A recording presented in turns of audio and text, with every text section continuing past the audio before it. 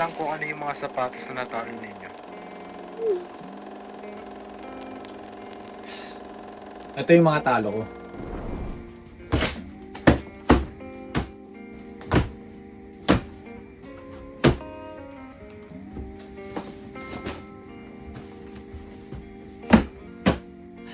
Ito yung mga talo ko. Itong sapatos na to, Jordan 5 Oreo, binili ko to 4 years ago. Ngayon sobrang tagal na sa akin, nasira na yung yung netting niya, nagka-sole set na siya dito, may amag na siya dito, na-stuck na siya sa akin.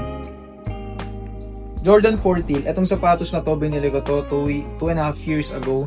Sobrang tagal niya na sa akin, naputol na yung wings niya, kung makita niyo dito, natapyasan na, nagmo-moist na rin yung mga parts niya dito. Tapos meron na siyang maliit na sole set sa panda dito. Jordan 6 infrared, Jordan 6 low infrared ang sapatos na to. Binili ko tong sapatos na to 4 years ago dahil sobrang tagal niya, pati luma kasi 2014 to.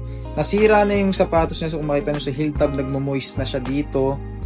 At paputol na yung heel tab niya dito. At saka meron siyang sole set sa banda dito. Jordan 2 Alternate 87 ang pangalan nitong sapatos na to. Binili ko to 2.5 years ago. Sobrang luma niya na sa akin dahil wala ring bumibili, nasira na yung sapatos. Etong sapatos na to, Jordan 2 Dark Concord ang pangalan nito. Binili ko tong sapatos na to 3.5 years ago. Sobrang kalumaan niya na, nasisira na yung niya, yung midsole niya dito. Yung high sole, tapos nagka-crack na ng sobra. Kitang-kita dito, nagmo-moist na siya ng malala. Itong Jordan 6 Low, infrared ulit, pero ito size 11 na. Kinuha ko to 3 years ago naman. Ngayon, sobrang luma nito, natanggal na yung heel tab niya dito. Tapos nagka-crack na yung buong midsole niya. As in, kailangan na siyang palitan ng sole replacement to. Kitang-kita dyan. Ang pangalan sa sapatos nito, Jordan 12 Flugy. Binili ko to 2 years ago dahil sa kalumaan sapatos niya, nasira na yung glue niya, nag-expired na. Kaya makita nyo sa buong sapatos, puro na siya excess glue dahil natatanggal na yung glue niya. Tsaka nagkaka-sole set na siya. Itong sapatos na to, pangalan nito Jordan 2 Just Do ng pangalan nito sapatos na to. Binili ko tong sapatos na to almost 3.5 years na.